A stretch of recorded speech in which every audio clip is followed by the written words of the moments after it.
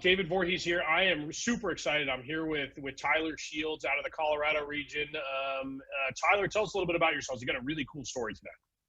Yeah, so I run a team out of Denver, Colorado. We actually have two locations, so a second location in Tempe, Arizona. Team name is Relevate. We have about 10 agents, and yeah, so we've been growing, and online leads have been a big part of our business. So I've been excited to be jumping in and testing Command.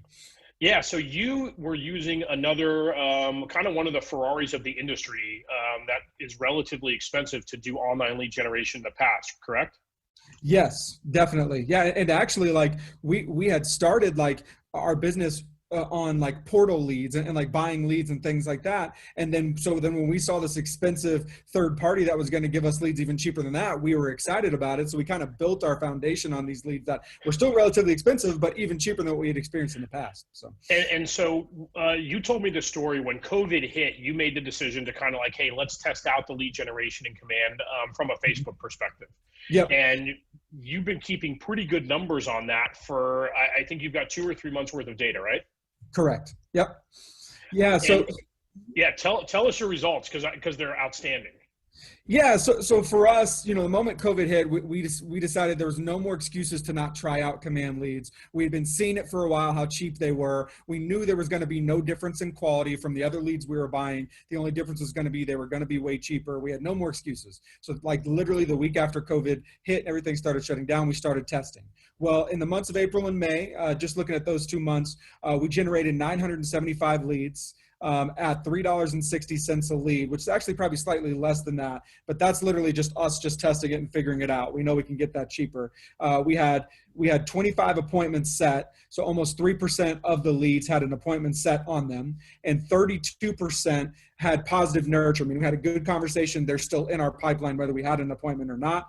Already have 2 under contract for $20,000 in gross commissions, and I'm looking at those positive nurtures and all the appointments we have set, and excited about what's going to come from that. And I just checked the numbers lifetime to date. We actually have 40 appointments set lifetime to date. So our average percentage of leads that are getting appointments set is actually going up. That's crazy. I think here's the stat that blows me away there. Forget the fact that you've already got 20,000 in pending GCI from, call it $500-ish spent. 30% of those leads you would consider a positive nurture, which means you likely see 30% of those almost 1,000 leads turning into business.